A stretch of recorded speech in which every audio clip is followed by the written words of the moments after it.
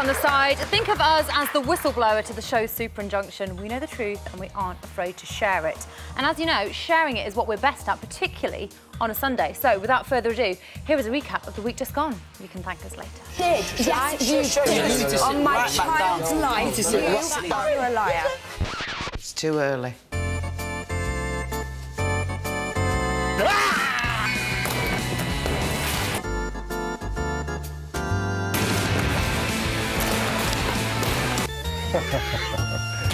Rock and roll!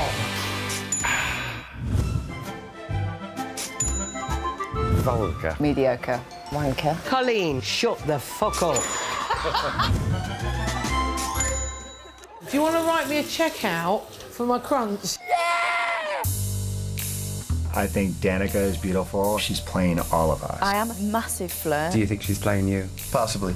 I reckon she lied to me. You know that I'm seeing someone. I'm seeing someone. They're tits and arse, and they're little boys, aren't they? There is some assholes out there.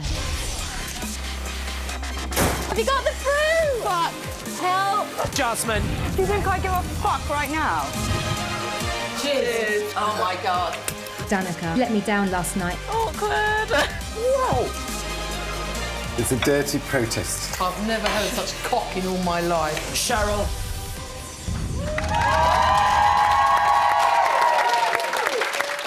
I cannot believe that was all this week. Here to talk us through all that craziness are three Big Brother know-it-alls. First up, she once starred in a TV show called Naked Video. No, it's not Colleen Nolan. It's the absolutely fabulous Helen Lederer. Continuing the fabulous theme is psychologist Mark Ratcliffe. Oh, yeah. And finally, he's known for presenting The Gadget Show and has coincidentally product-tested approximately 36 luxury gadgets on Danica's wish list. It's not just stealing. It's true. But before we get carried away, Jamie, the man with all the gossip, wants to hear from you. Isn't that right? Yes, Alice, I certainly do have all the gossip. Did you know that the Situation's fellow Jersey Shore alumni, Snooki, had a little baby boy this morning? Did you know that? Lovely news. She's obviously been watching the show. Welcome to the world, Lorenzo. It's just like Lorenzo. Does nothing but stare into space all day, shits himself and wants nothing more than to suckle on her breast.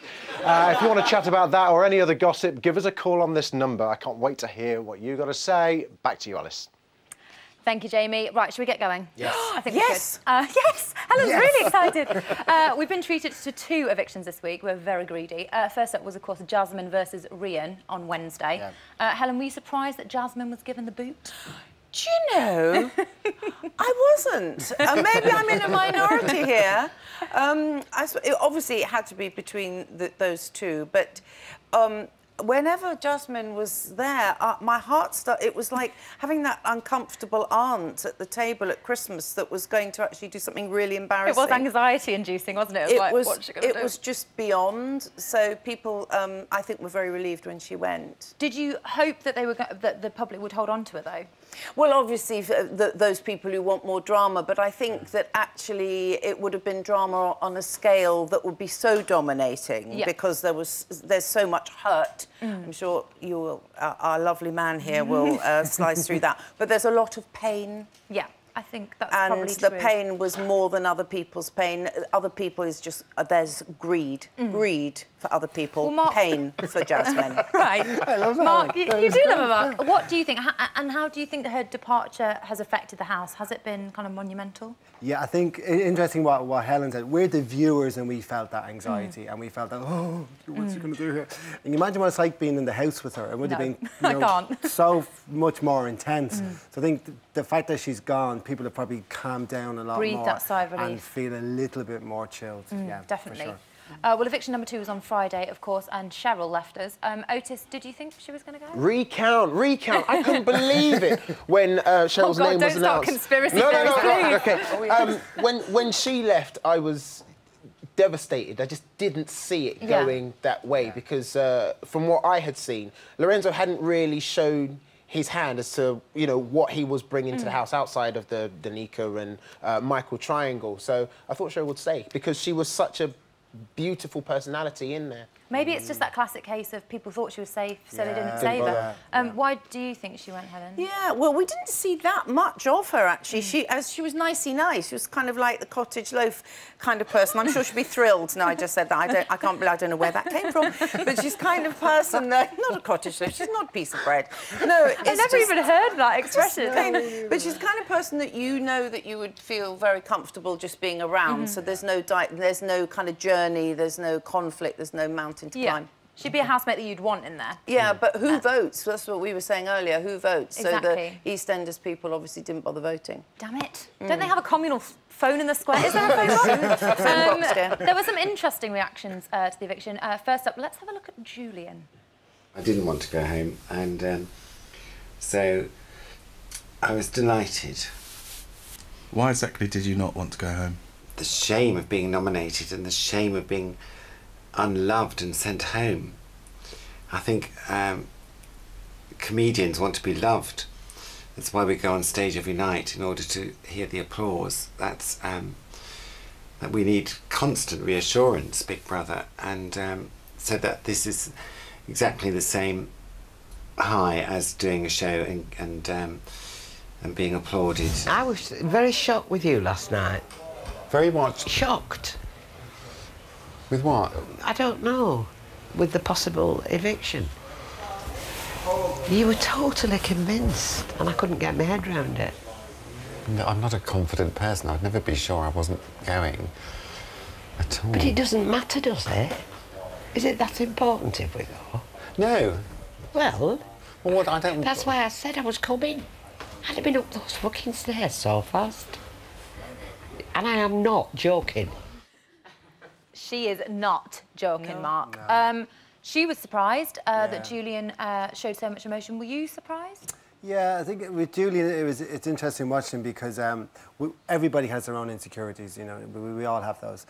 We all kind of employ defence mechanisms to help us to cope with our insecurities. I think Julian's a bit like the swan, you know, he's very calm and very elegant. Underneath it, the swan's feet are going like crazy like this, you know. And you see the word thing he was using, like, I'd be ashamed if I was the first one to go, like, really strong, powerful emotional reaction. So I think probably the calmness we're seeing is probably defence against, like he said, his own insecurities. Definitely. I think a lot of people maybe thought he'd be a bit blasé about it and kind of, you know, aloof, maybe. Otis did. We're on the same page with that one. He said that comedians need love, Helen. Is that true? Well, he did ask for reassurance. I noticed, though, in Reassurance Big Brother, it was all there, wasn't it?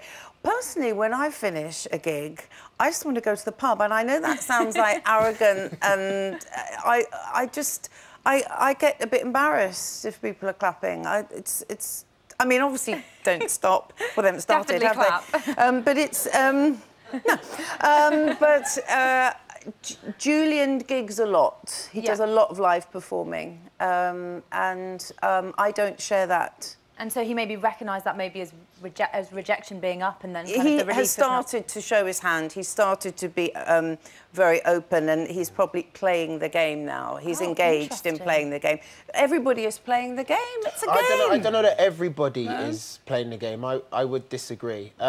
With Julian, he definitely had me fooled. I thought he was like, doesn't matter, vote me out, it's cool. I came in here, I had the experience, I'll be fine. So I was a bit surprised by his reaction. Maybe he was surprised too, because that's often the way.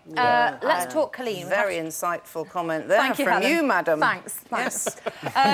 Colleen obviously struggled being up for eviction, and her relief was quite clear. Should we remind ourselves of that? Oh, yes, please. I can now reveal the celebrity with the most votes and who's therefore safe from tonight's eviction is Colleen.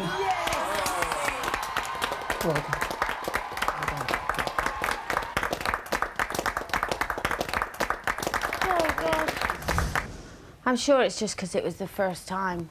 I'm sure I won't react like that every time. I would have done. It's horrible. And you know what? In the end, it's not the going up those stairs and going out. I don't want to judge people, and I don't want to be judged.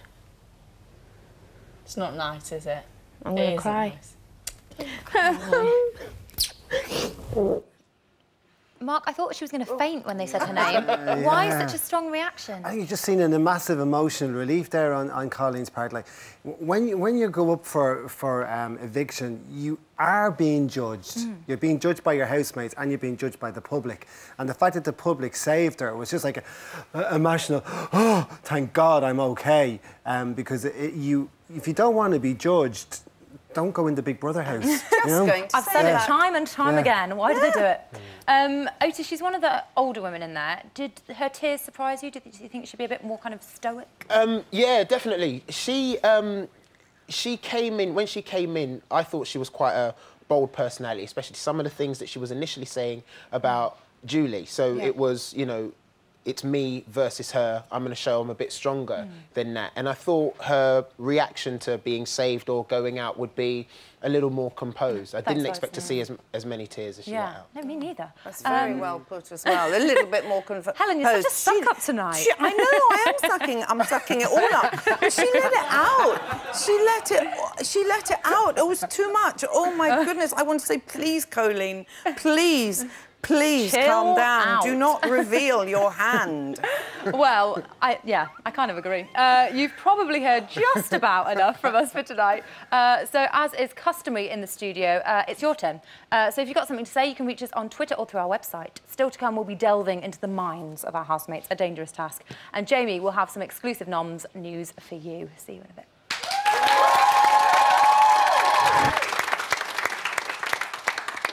Welcome back to Big Brother's Bit on the Side. If the main show was like Samantha Brick, Bit on the Side would be like one of her articles. We make the main show seem far more interesting than it actually is. Talking of people thinking they're far more interesting than they actually are, here's what the celebrities have been yakking on about in the diary room this week. I'll start with the first day. When I come in, I felt that Harvey, MC Harvey, was going to be a challenge for my personality. But then when first hands shook, I felt that the connection was okay. That was the first night. You can have the second day.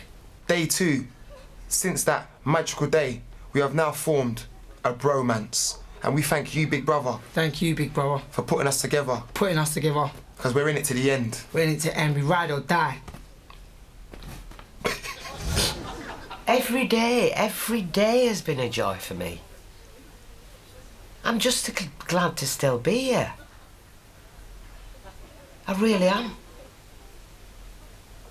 I think, you know, some of the young boys are finding it difficult now because of testosterone levels, etc.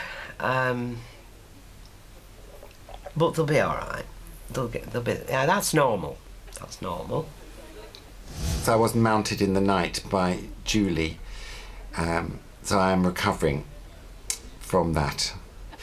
Her vulva was round about here on my thigh, Big Brother, and I could feel the outline of the vulva through the night clothes, and it was sort of pressed like some sort of bloodsucker on my thigh, rubbing, and I suppose it's mounting. I mean, I've had very limited heterosexual experience, and it's shocked me, and I don't really know what to say. But I think it did Julie good, you know. She's obviously got full of pent-up womanly energy, and this is what she needed to do. There's still a mark here, actually, where it was. Red sucker mark. That was Julie Goodyear, not Britney Spears in the middle there. Now, although we've lost Jasmine and Cheryl, the women are still holding court in the house, but who holds which role? I think we should start off with the queen of the house, Julie. Is that a fair title, Mark? I don't think she's the queen of the house, more so. I knew you were going to tell me I was wrong. I know, the queen of the house. She's the mother. Yeah, exactly. She's the mother of the house, for sure. Like, I mean, if you look at the language that's been used around Julie, she's saying about adopting the younger ones, her being called Nana Julie. She's also talked about the children. So kind of a real kind of maternal role that she has there. And also, she's kind of like the symbolic mother. You know, people gravitate towards her for comfort when they're feeling distressed. And it's kind of like almost an unconscious identification with Julie that, you know, I don't have my mother in the house, but here's a nice substitute one.